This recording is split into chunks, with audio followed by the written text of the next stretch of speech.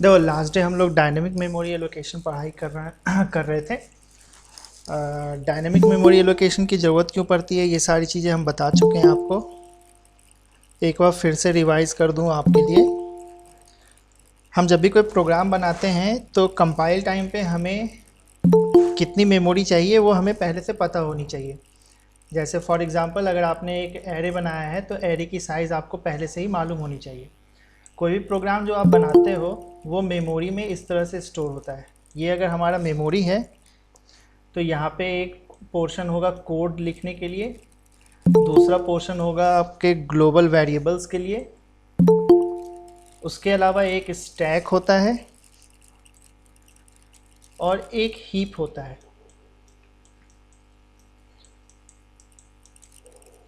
इस एरिया में हम ग्लोबल वाले एरिया में अपने प्रोग्राम के जितने भी ग्लोबल वेरिएबल्स हैं वो सारी चीज़ें स्टोर करते हैं। सिमिलरली हमने जो भी लोकल वेरिएबल बनाया है या फंक्शन कॉल किया है वो सब कहाँ जाएगा, हमारे स्टैक वाले हिस्से में जाएगा। स्टैक की साइज़ जो है वो पहले से फिक्स्ड रहती है, हम रन टाइम पे अपने साइज़ को इंक्रीज़ नहीं कर सकते। कई बार ऐसा होता है कि हमें मालूम नहीं होता कि हमें एक्चुअल में कितनी साइज़ चाहिए होगी। फॉर एग्ज़ाम्पल अगर आपसे एक यूज़र ने कहा, एक क्लाइंट ने आपसे ये कहा आप मुझे एक ऐसा एरे बना के दो जिसकी साइज़ हम आपको रन टाइम पे बताएंगे और उस एरे में आप सारे स्टूडेंट्स के नेम या रोल नंबर आपको रखना है। आप नॉर्मल अभी तक जितना जानते हो उसके अकॉर्डिंग आपको एक एरे बनाना होगा जिसमें एक साइज़ देना होगा आपको, ठीक है। उसमें आपको क्या करना होगा, फिर आप जब साइज़ दोगे, मान लो आपने 100 का साइज़ दिया है तो आप 100 से फिर ज़्यादा नहीं ले पाओगे, ठीक है। लेकिन यूज़र ने आपसे ये कहा था कि हम आपको साइज़ रन टाइम पे ही बताएंगे, तो ऐसे केस में हम क्या करें। उस केस में हमें उस एरे को हीप वाले हिस्से में स्टोर कराना होता है। इसकी मेमोरी जो है वो अनलिमिटेड होती है, आप कितनी भी मेमोरी यूज़ कर सकते हो। इस हीप वाले हिस्से को हम कहते हैं डायनेमिक मेमोरी, ठीक है। सी लैंग्वेज में डायनेमिक मेमोरी यूज़ करने के लिए आपको 3 फंक्शंस दिए हुए हैं। पहला है मैलॉक, फिर है कैलॉक और तीसरा है रीएलॉक। इन तीनों फंक्शंस की वजह से आप डायनेमिकली मेमोरी एलोकेट कर सकते हो। स्टैक में और ग्लोबल वेरिएबल्स, ग्लोबल वाले हिस्से में आप जो भी स्टोर कराते हो आपके प्रोग्राम के एग्जीक्यूशन हो जाने के बाद ये मेमोरी ऑटोमेटिकली फ्री हो जाता है। लेकिन हीप वाले हिस्से में अगर आपने कुछ स्टोर कर रखा है तो वो फ्री नहीं होता है, यानी कि आपने एक बार मेमोरी दे दिया तो वो परमानेंटली वहाँ पे स्टोर हो जाएगा। तो हमें क्या करना होगा कि जब भी हम प्रोग्राम हमारा एंड हो तो हम ये चाहेंगे कि इस एरिया में जो भी मेमोरी हमने ऑक्यूपाई कर रखा था वो सारे मेमोरी फ्री हो जाए। उसके लिए हमें एक और फंक्शन यूज़ करना होता है जिसका नाम है फ्री। आप इस फंक्शन की मदद से अपने डायनेमिकली एलोकेटेड जितने भी मेमोरी आपने दिया था वो सब के सब को आप फ्री करा सकते हो, ठीक है। सी लैंग्वेज में हमारे पास टोटल 4 फंक्शंस हो गए, मैलॉक, कैलॉक, रीएलॉक और फ्री। मैलॉक, कैलॉक, रीएलॉक की मदद से हम मेमोरी को एलोकेट करेंगे और फ्री की मदद से हम मेमोरी को रिलीज़ कराएंगे। सी प्लस प्लस में ऑपरेटर्स होते हैं, एक होता है न्यू नाम का ऑपरेटर और दूसरा होता है डिलीट नाम का ऑपरेटर। ध्यान देना ये तीनों जो हैं ये तीनों आपके फंक्शंस हैं, जबकि अभी मैं जो बता रहा हूँ न्यू और डिलीट ये आपके ऑपरेटर्स हैं। सी प्लस प्लस में आप ये यूज़ करोगे, ठीक है। चलो हम लोग अब इस पर डायरेक्टली आ जाते हैं। सबसे पहला टॉपिक जो बनता है इसका वो है कि आपको स्टैटिक मेमोरी और डायनेमिक मेमोरी के बीच का डिफरेंस बताना होगा। तो डिफरेंस क्या होगा, यहाँ पे आपको पॉइंट वाइज मैंने बता रखा है, आप देख भी सकते हो। सबसे पहला है स्टैटिक मेमोरी जो है वो हमारे कंपाइलेशन टाइम पे ही हमें मिलेगा, ठीक है। जबकि डायनेमिक मेमोरी एलोकेशन आपको करवाने के लिए इन तीनों फंक्शन में से किसी एक को आपको कॉल करना ही है। अगर आपने इन तीनों में से किसी एक को कॉल नहीं किया तो आप डायनेमिकली एलोकेट नहीं करा सकते हो सी लैंग्वेज में, ठीक है। सिमिलरली सी प्लस प्लस की अगर बात करें तो आपको न्यू ऑपरेटर को यूज़ करना होगा, तभी आप डायनेमिकली मेमोरी एलोकेट कर पाओगे। नेक्स्ट पॉइंट जो है, क्योंकि हमने स्टैटिक मेमोरी एलोकेट किया है यानी कि हमारे कंपाइल टाइम पे ही हमें मेमोरी पता होना चाहिए कितना हम यूज़ करने वाले हैं। अमाउंट ऑफ मेमोरी जो है हमें रिजर्व करना होता है कंपाइल टाइम पे ही, जबकि डायनेमिकली मेमोरी एलोकेशन के केस में हम क्या करते हैं, रन टाइम पे हमें मेमोरी मिलता है। तो हम जितने ज़रूरत होगी मेमोरी की वो सारे हम रन टाइम पे यूज़ कर सकते हैं। थर्ड पॉइंट जो है ये एक कॉमन पॉइंट हो जाएगा, आप समझ सकते हो। स्टैटिक मेमोरी एलोकेशन के वजह से मेमोरी वेस्टेज हो सकता है। जैसे हमने यूज़र से एरे में 500 की ले लिया, लेकिन जब यूज़र ने इनपुट दिया तो सिर्फ 100 ही दिया, तो बाकी के 400 जो मेमोरी है वो वेस्ट हो गए, ठीक है। और डायनेमिक मेमोरी एलोकेशन में हम लोग मेमोरी के वेस्टेज को अवॉइड कर सकते हैं, क्योंकि हमें जितनी ज़रूरत होगी हम सिर्फ उतना ही लेंगे। सिमिलरली नेक्स्ट पॉइंट अगर आप देखो वो क्या है, स्टैटिक मेमोरी एलोकेशन में ये कह रहा है कि उसकी लाइफ टाइम, उस मेमोरी की लाइफ टाइम जो है वो ऑटोमेटिक होती है। ऑटोमेटिक लाइफ टाइम का मतलब है जैसे ही प्रोग्राम आपका ख़त्म होगा वो मेमोरी वापस ले लिया जाएगा, ठीक है। जबकि डायनेमिक मेमोरी एलोकेशन के कारण क्या होता है, जो लाइफ टाइम है वो एलोकेटेड लाइफ टाइम होगा। एलोकेटेड लाइफ टाइम का मतलब जब तक हम फ्री फंक्शन यूज़ नहीं करेंगे तब तक वो मेमोरी में रहेगा। दोनों के बीच का डिफरेंस ये समझ लो, खास कर करके स्टैटिक के केस में प्रोग्राम के कंप्लीट हो जाने के बाद वो मेमोरी ऑटोमेटिकली ले ली जाती है, जबकि डायनेमिक के केस में अगर आपने अपने प्रोग्राम में फ्री यूज़ नहीं किया है तो वो मेमोरी उसको परमानेंटली मिल जाएगा, अगर आप प्रोग्राम बंद भी कर देते हो तब भी। इसीलिए हम प्रोग्राम को जब भी यूज़ करेंगे तो फ्री फंक्शन ज़रूर यूज़ करेंगे ताकि हमें लास्टली मेमोरी वापस मिल सके। अभी हमने एक डायग्राम देखा, उस डायग्राम के अकॉर्डिंग यहाँ पे बता रहे हैं आपको। स्टैटिक के केस में जो मेमोरी होगा वो या तो स्टैक से मिलेगा आपको या तो एक डेटा सेगमेंट से मिलेगा। अगले सेमेस्टर में आपको एक नया सब्जेक्ट मिलेगा, उसमें हम लोग ये डेटा सेगमेंट क्या होता है उसके बारे में जानेंगे। फिलहाल आप ये समझ लो कि जो भी हमें मेमोरी मिल रहा है स्टैटिक के केस में हमें स्टैक से मेमोरी मिलता है, जो डायग्राम अभी बनाया था उसके अकॉर्डिंग, जबकि डायनेमिक मेमोरी एलोकेशन में जो हमें मेमोरी मिलेगा वो हीप वाले हिस्से से मेमोरी मिलेगा, ठीक है। नेक्स्ट जो है, अगर कंपेयर करें कि कौन फास्ट होता है कौन स्लो होता है, तो आप देख सकते हो कि स्टैटिक मेमोरी एलोकेशन जो है वो फास्टर होगा, जबकि डायनेमिक मेमोरी एलोकेशन जो है वो स्लोअर होगा। आप इसका आंसर मुझे कल बताओगे कि ऐसा क्यों होता है, ये फास्टर क्यों है, ये स्मॉलर क्यों है, ठीक है। हम लोग नेक्स्ट टॉपिक पे आते हैं। अब हमें पढ़ना क्या है, अब हमें पढ़ना है, हमने अभी तक जितने भी फंक्शंस यूज़ किए, कौन कौन से फंक्शंस, मैलॉक, कैलॉक और रीअलॉक, इसके बारे में हमें पढ़ना है। तो टॉपिक जो होगा वो कहलाएगा लाइब्रेरी फंक्शंस। ये हमारे लाइब्रेरी फंक्शंस हैं, मैलॉक, कैलॉक, रीअलॉक और फ्री। अब क्योंकि ये लाइब्रेरी फंक्शंस हैं तो हमें एक हेडर फाइल अपनी तरफ से एक्स्ट्रा ऐड करना होगा। वो हेडर फाइल जो है वो है stdlib.h। आप जब भी प्रोग्राम बनाओगे डायनेमिक मेमोरी एलोकेशन वाला, यानी आपने मैलॉक कैलॉक को यूज़ किया है, तो आपको एक एक्स्ट्रा हेडर फाइल ऐड करना होगा, वो है stdlib.h, ठीक है। हम लोग डायरेक्टली टॉपिक पे ही आ जाते हैं। थ्योरी ये आपको पहले भेज ही दिया है मैंने, आप उससे पढ़ सकते हो। अब देखो डिफरेंस क्या है मैलॉक और कैलॉक के बीच में, ये भी एक क्वेश्चन बनता है। अभी हमने एक क्वेश्चन देखा कि स्टैटिक क्या होता है और डायनेमिक के बीच का डिफरेंस क्या होता है। दूसरा क्वेश्चन जो इस टॉपिक से बन सकता है वो है मैलॉक और कैलॉक के बीच का डिफरेंस क्या है। वो डिफरेंस हम आगे चल के अभी देखेंगे 2-3 मिनट में। पहले हम लोग मैलॉक क्या होता है और कैलॉक क्या होता है वो देख लेते हैं। अगर आपको एक सिंगल एलिमेंट को स्टोर कराना है, ठीक है, तो आप यूज़ करोगे मैलॉक को। लेकिन अगर आपको कंटिन्यूअस मेमोरी एलोकेट करना है, फॉर एग्जांपल जैसे एरेज के केस में, तो आप यूज़ करोगे कैलॉक को। कैलॉक का सी जो है वो होता है कंटिन्यूअस, ठीक है। मैलॉक के बारे में यहाँ पे लिखा है, it allocates requested size of bytes and return a void pointer. इस वॉइड पॉइंटर को ध्यान देना, अभी हम लोग टाइप कास्टिंग भी करेंगे तो वहाँ पे ये चीज़ें आएंगी।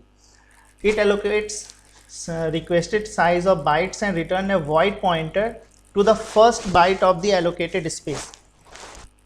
इसको यूज़ करने का तरीका क्या है, ये मैलॉक फंक्शन जो है वो एक void पॉइंटर रिटर्न करता है। void पॉइंटर क्या होता है, एक ऐसा पॉइंटर जिसको ये नहीं मालूम है कि उसने किस तरह के वेरिएबल का एड्रेस अपने अंदर स्टोर कर रखा है।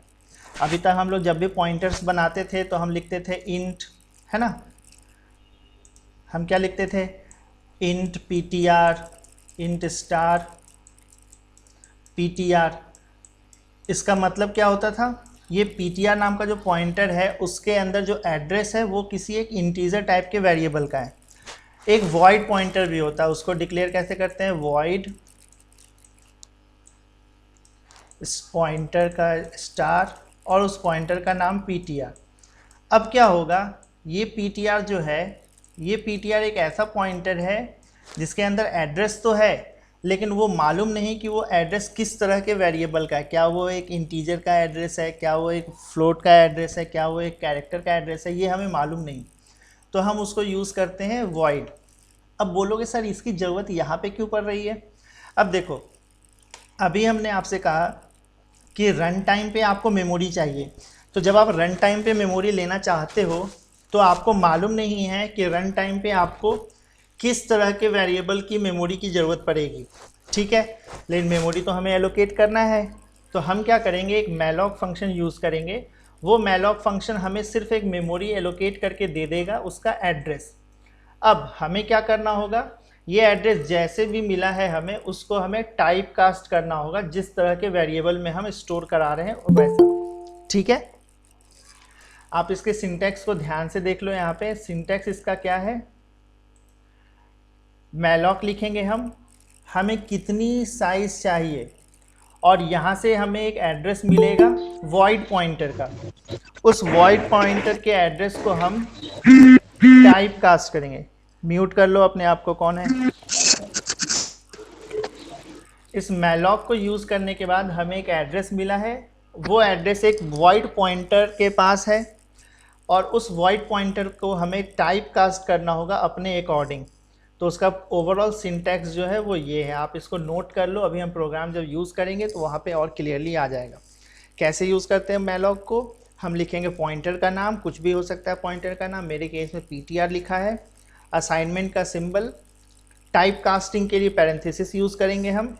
उसके अंदर हमें जिस भी फॉर्मेट में उसको चाहिए, इंट चाहिए तो यहाँ पे इंट लिख देंगे, वॉइड कैरेक्टर चाहिए तो यहाँ कैर लिख देंगे, फ्लोट चाहिए तो यहाँ फ्लोट लिख देंगे, स्टार, उसके बाद मैलॉक, और हमें टोटल साइज़ कितना लगेगा, कितना मेमोरी हमें रन टाइम पे चाहिए, वो यहाँ पे कैलकुलेट करके लिखना होता है।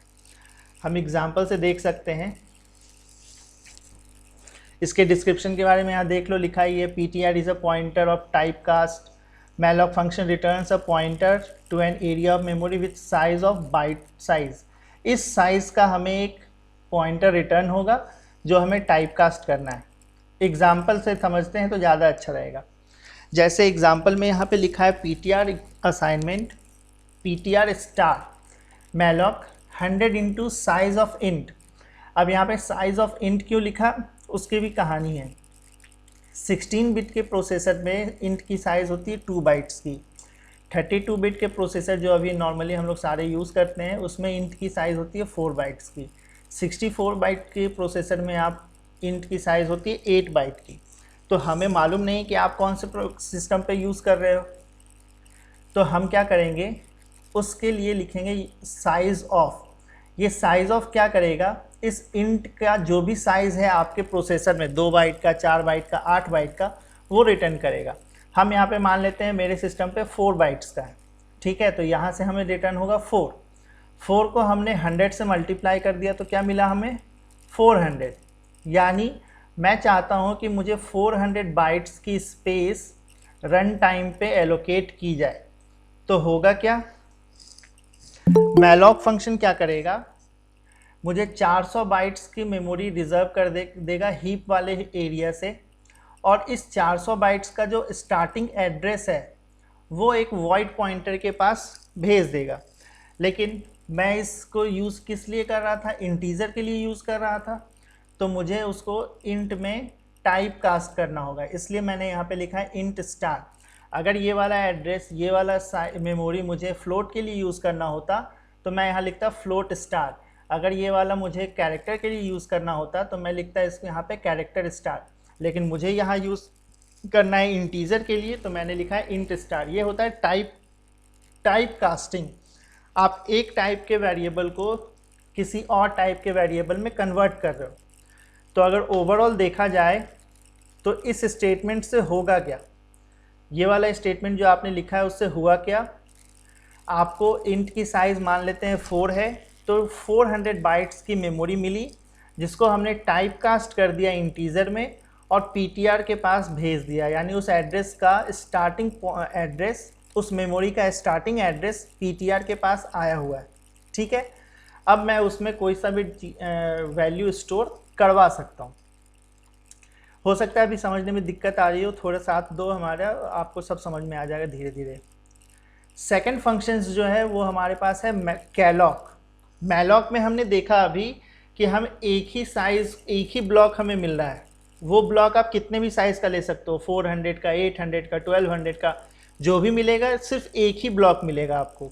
लेकिन अगर मुझे वैसे बहुत सारे ब्लॉक चाहिए, मल्टीपल ब्लॉक्स चाहिए, कंटिन्यूअस लोकेशन पे चाहिए, तो क्या करूँगा, तो मुझे मैलॉक यूज़ नहीं करना होगा, तब मैं यूज़ करूँगा कैलॉक को। कैलॉक का यूज़ क्यों करते हैं, क्योंकि मुझे कंटिन्यूअस मेमोरी चाहिए। ठीक है, यानी आप एरेज के से रिलेटेड इसको कर सकते हो। इसका डेफिनेशन में क्या लिखा है, it allocates space for an array elements, initializes it to 0 and then return a pointer to memory. दो बातें हमें पता चली यहाँ से। पहली बात ये है कि मैलॉक में हमें एक सिंगल ब्लॉक मिलता है, उस ब्लॉक के अंदर स्टोर्ड क्या है वो मुझे नहीं मालूम, वो स्टोर्ड है वहाँ पे गार्बेज वैल्यू। ठीक है, कैलॉक में क्या होता है, कैलॉक में हमें मल्टीपल ब्लॉक्स मिलते हैं, बहुत सारे ब्लॉक मिलते हैं, एक से ज़्यादा ब्लॉक मिलता है, और वो सारे के सारे ब्लॉक्स जो हैं इनिशियलाइज होते हैं 0 से। यहाँ पे हमें गार्बेज वैल्यू नहीं मिलता। ठीक है, ये दोनों पॉइंट आपको ध्यान रखना होगा अगर आपको डिफरेंस लिखना है कैलॉक और मैलॉक के बीच में। यहाँ पे मैंने लिखा भी है, आप देख सकते हो। Only difference between malloc and calloc is that malloc allocates single block of memory whereas calloc allocates multiple block of memory each of same size and set all bytes to 0, यानी हम उसको इनिशियलाइज कर रहे हैं 0 से। ये आपको ध्यान देना होगा, कैलॉक में हम ऑटोमेटिकली इनिशियलाइज कर देते हैं 0 से, जबकि मैलॉक से क्या होता है, हमें गार्बेज वैल्यू मिलता है। ठीक है, आगे देखते हैं इसका सिंटैक्स। इसका सिंटैक्स जो है मैलॉक से मिलता जुलता है, बस हमें थोड़ा सा चेंज करना होगा। वो चेंज क्या करना होगा कि मैलॉक में हमें सिर्फ एक ही ब्लॉक मिल रहा था तो हम ओवरऑल साइज़ बता दे रहे थे। अब हमें क्या चाहिए, हमें मल्टीपल ब्लॉक्स चाहिए, तो हमें ये भी बताना होगा कि कितने ब्लॉक्स आपको चाहिए। तो उसके सिंटैक्स में थोड़ा सा चेंज आ गया। आप देखो टाइप कास्ट स्टार ये तो पहले भी था, यहाँ मैलॉक की जगह अब हमने कैलॉक लिखा है, और यहाँ पे जो हमने वो पहले ओवरऑल साइज़ लिखा था वहाँ पे अब हमें 2 पैरामीटर देने होंगे। एक पैरामीटर है कि कितने ब्लॉक्स चाहिए, और दूसरा पैरामीटर होगा कि हर एक ब्लॉक का साइज़ क्या होना चाहिए।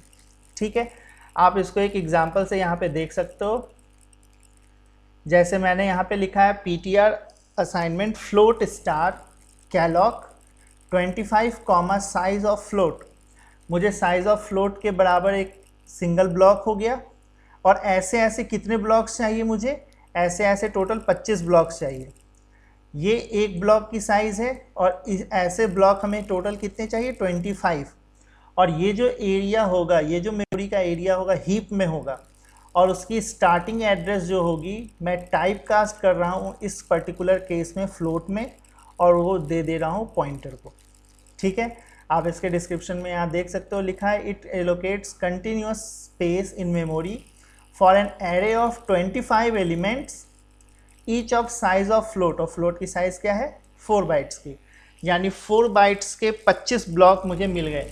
तो टोटल मेमोरी की अगर बात करें तो कितना हुआ, 25 ब्लॉक है, और हर ब्लॉक की साइज़ है कितनी, 4, यानी मुझे टोटल मिले 100 बाइट्स की स्पेस। ठीक है, 4 बाइट्स होता है ना फ्लोट का, टोटल स्पेस मुझे कितने मिले, 100 बाइट्स की। और इसका स्टार्टिंग का एड्रेस जो होगा, ये जो 100 बाइट का हीप में जो मुझे मेमोरी मिला है, इसमें टोटल ऐसे ऐसे करके 25 ब्लॉक बने हुए होंगे, और इसके स्टार्टिंग वाले ब्लॉक का एड्रेस जो है वो किसके पास है, पॉइंटर के पास है। सॉरी, मुझे ये मेमोरी है, इसमें टोटल 25 ब्लॉक मुझे मिले, और पहले ब्लॉक का एड्रेस किसके पास गया, इस PTR के पास गया, ठीक है। और हर एक ब्लॉक की साइज़ कितनी है, 4 बाइट की। क्यों, क्योंकि हम यहाँ पे फ्लोट यूज़ कर रहे हैं। आया समझ में? ये सब तो ठीक था, इतना भी हमें समझ में आ गया कि मैलॉक को यूज़ करेंगे सिंगल वेरिएबल के लिए, और कंटिन्यूअस चाहिए तो हम कैलॉक को यूज़ करेंगे। कैलॉक में हमें 2 पैरामीटर पास करना होता है, टोटल नंबर ऑफ ब्लॉक्स कितने लगेंगे और इंडिविजुअल ब्लॉक का साइज़ क्या है। मैलॉक में हमें सिर्फ और सिर्फ एक ही ब्लॉक मिलता है और हम उसमें पास करते हैं टोटल साइज़ क्या होगी उसका। कैलॉक में हम इनिशियलाइज़ करते हैं ऑटोमेटिकली 0 से, जबकि मैलॉक में कोई भी इनिशियलाइजेशन नहीं होता, वहाँ पे हमें गार्बेज वैल्यू मिलती है, ठीक है।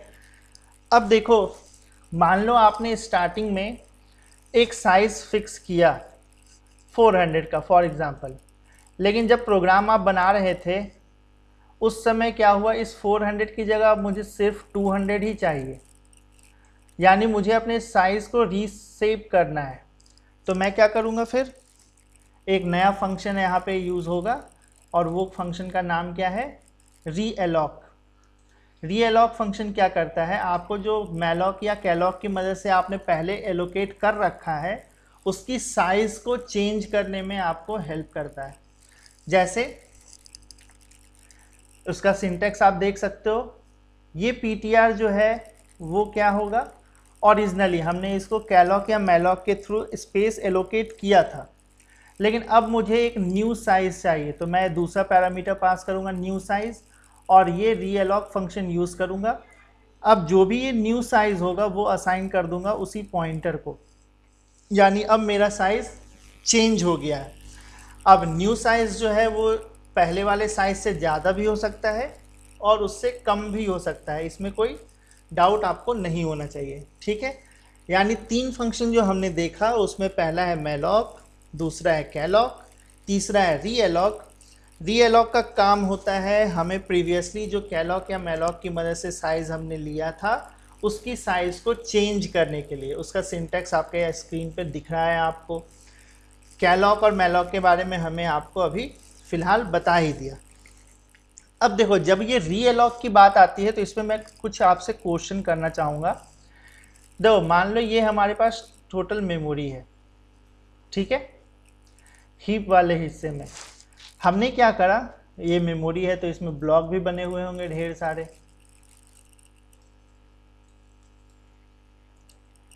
अब देखो हमने क्या किया, कैलॉक या मैलॉक जिसकी भी मदद से, मान लेते हैं ये वाला हिस्सा हम लोगों ने पहले एलोकेट कर दिया था, ठीक है। अब हम रीएलॉक को यूज़ करने वाले हैं। रीएलॉक की मदद से हम क्या करेंगे, अपनी साइज़ को बढ़ाना चाहते हैं। फॉर एग्ज़ाम्पल, पहले हमारे पास सिर्फ 2 ब्लॉक थे, अब हम चाहते हैं कि हमें टोटल 5 ब्लॉक मिल जाए या 6 ब्लॉक मिल जाए, ऐसे ऐसे। तो आप अभी जो स्क्रीन देख रहे हो उसके अकॉर्डिंग आप 5 नए ब्लॉक पे उसको स्टोर नहीं करा पाओगे। क्यों? क्योंकि यहाँ पे फ्री है केवल 1, 2, 3 और 4, ये 4 ब्लॉक ही फ्री हैं। तो मतलब क्या होगा, हमें ये जो भी नया वैल्यू आया है उसको मेमोरी के किसी दूसरे हिस्से में स्टोर करना होगा, ठीक है। तो यहाँ पे एक केस बनता है, वही केस यहाँ पे नोट में लिखा था। अब देखो क्या लिखा है, if enough space does not exist in memory of current block to extend new block is allocated for the full size of reallocation, then copies the existing data to new block and then frees the old block। यानी आपने अभी जिस जगह पे pointer बनाया हुआ था, देखो पॉइंटर तो वही है, पॉइंटर तो वही वाला है, बस हमने उस पॉइंटर की साइज़ को चेंज किया ना। मान लो अभी पॉइंटर इस जगह को पॉइंट कर रहा था, टोटल ब्लॉक हमारे पास पहले से एलोकेट जो थे, अब हम जो न्यू साइज़ बना रहे हैं वो न्यू साइज़ इससे ज़्यादा हो गया है, ठीक है। तो हो सकता है कि इसके बाद यहाँ पे कोई फ्री स्पेस ना हो, यानी मुझे ये डेटा कहीं और स्टोर करना होगा। मान लेते हैं हमें ये डेटा अब इस जगह पे स्टोर करना है, तो क्या करेंगे हम, कैसे स्टोर कराएंगे? वही यहाँ लिखा था, पहले क्या होगा, ये सारे डेटा यहाँ से उठकर यहाँ पर कॉपी होंगे। जब सारे डेटा यहाँ पे कॉपी हो जाएंगे तब जाकर के ये मेमोरी फ्री होगा, ठीक है। हम यहाँ पे कट पेस्ट नहीं करेंगे बल्कि हम यहाँ पे कॉपी पेस्ट करेंगे। ठीक है, नॉर्मली ऐसा होता नहीं है और ये सब कुछ ओएस जो है ऑपरेटिंग सिस्टम इंटरनली कर लेता है, लेकिन आपको पता नहीं चलता। बस ये इंटरव्यू में कभी कभी पूछा जा सकता है कि रीएलोकेशन के दौरान अगर आपके मेमोरी में जिस जगह पे पॉइंटर ओरिजिनली पॉइंट कर रहा था उस जगह अगर फ्री स्पेस नहीं है तो क्या होगा। तो आंसर इसका ये है कि हम उस पॉइंटर को दूसरी जगह मेमोरी के दूसरे हिस्से में शिफ्ट करेंगे और पहले हम उस सारे डेटा को कॉपी करेंगे।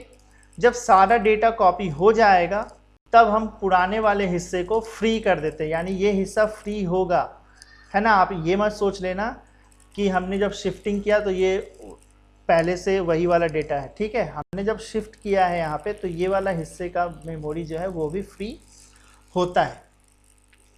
ये था हमारा कैलॉक, मैलॉक और रीअलॉक। इसके अलावा एक और फंक्शन हमारे पास बचा हुआ है, वो है फ्री नाम से, उसको भी देख लेते हैं।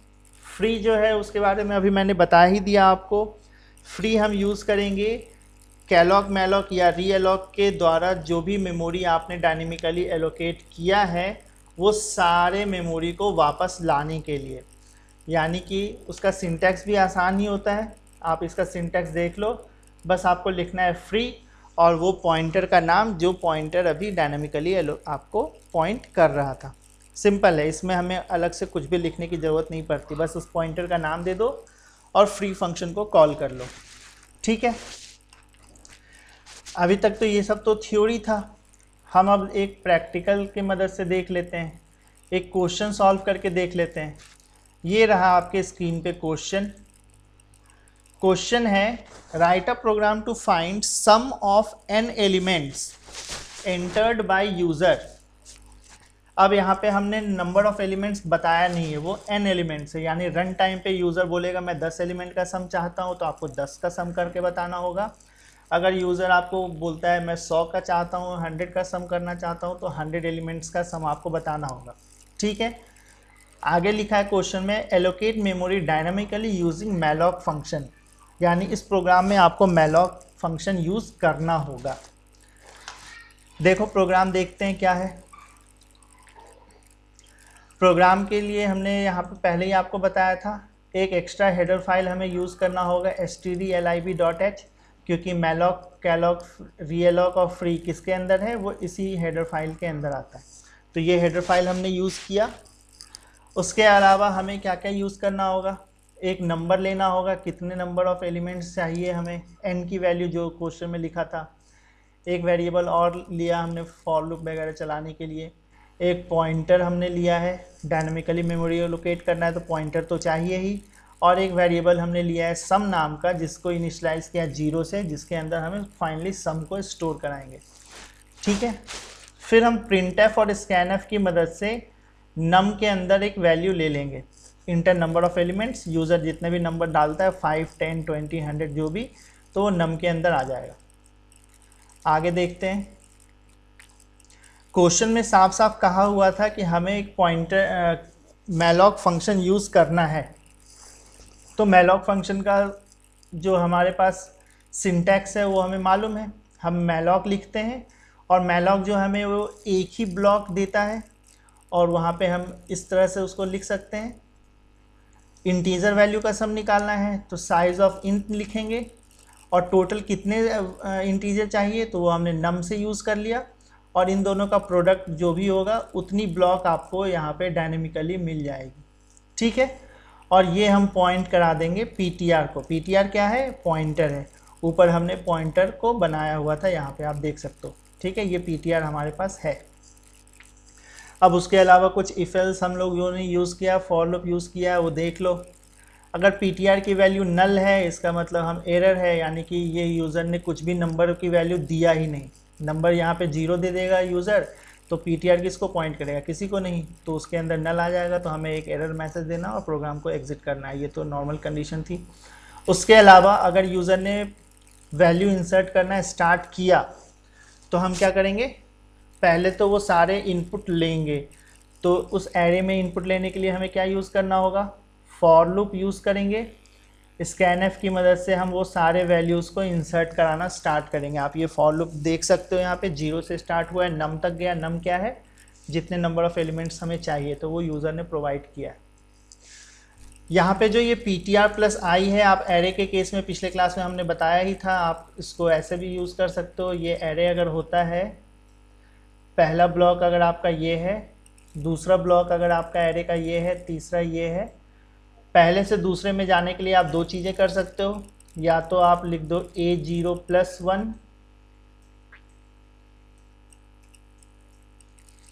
तब भी आप यहाँ से इस वाले पे आ जाओगे।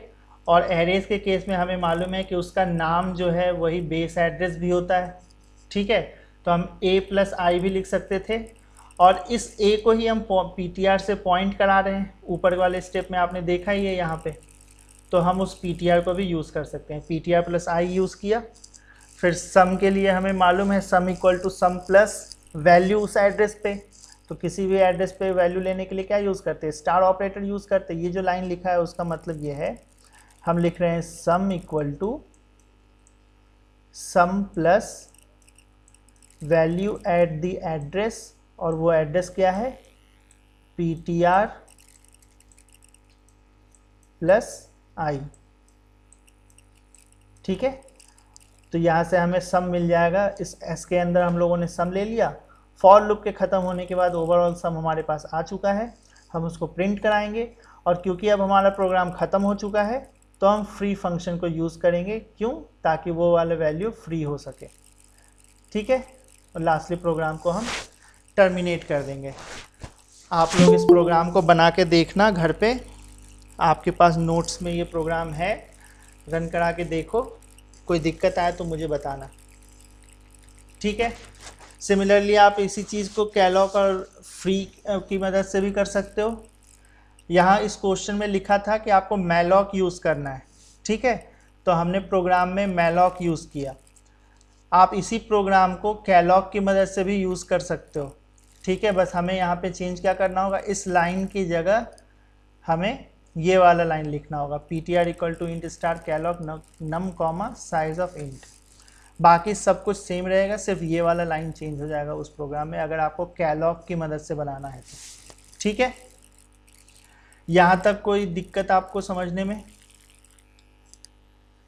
उसके अलावा एक प्रोग्राम हमारे पास है रीअलॉक का।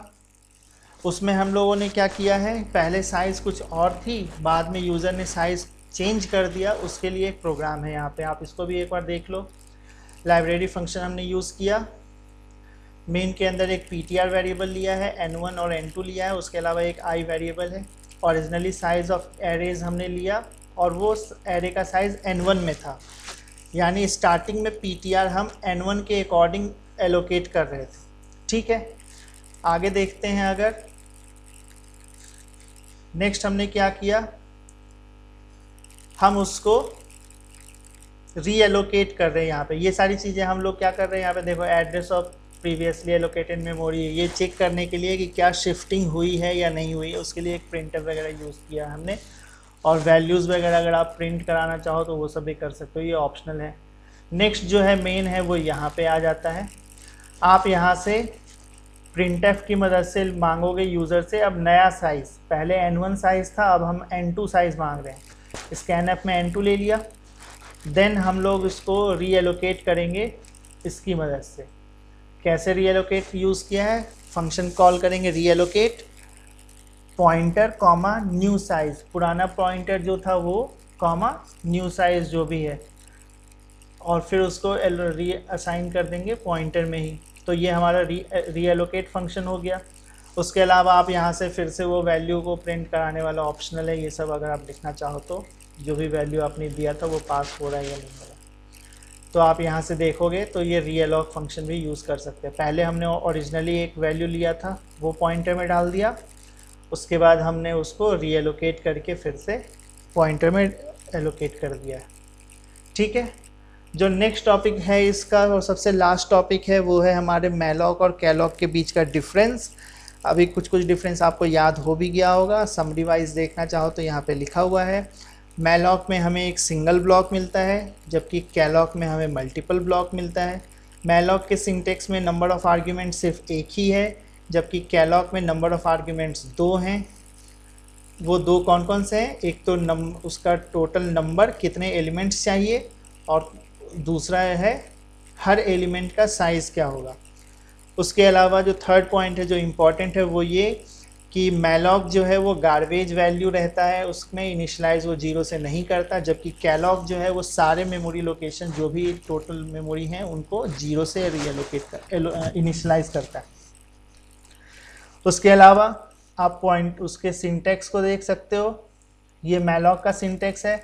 हम यहाँ पे क्या कर रहे हैं, इंट ऑफ साइज़ को 20 से मल्टीप्लाई कर रहे हैं। अगर मेरा इंट की साइज़ 4 है तो टोटल मैंने 80 बाइट्स की मेमोरी एलोकेट किया मैलॉक की मदद से। वही यहाँ लिखा है 20 × 4 bytes of memory only allocated in 1 block.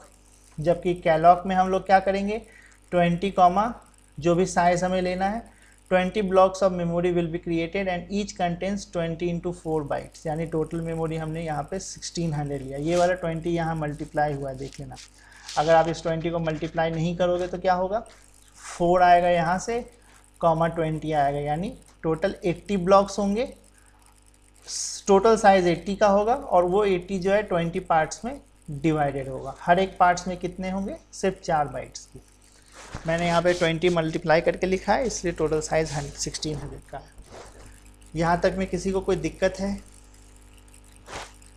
इस टॉपिक के बाद हमारा फर्स्ट यूनिट जो है वो कंप्लीट हो जाता है। आपका टास्क क्या रहेगा, आप आज ये सारे क्वेश्चन को रन कराओगे। रन कराने के बाद आपके स्क्रीन पे जो भी आउटपुट आ रहा है वो मुझे व्हाट्सएप करोगे। 2-3 प्रोग्राम आपको पहले भी दे चुका हूँ, उसके बहुत कम बच्चों ने रिस्पांस दिया है। ठीक है, कोई बात नहीं, आज ये सब कंप्लीट कर लेना है और इसके आउटपुट और इसका कोड जो भी आपने लिखा हो उसके स्क्रीनशॉट मुझे आप व्हाट्सएप करोगे। ठीक है, किसी को कोई डाउट है तो पूछ लो, वरना फिर मैं अटेंडेंस ले रहा हूँ।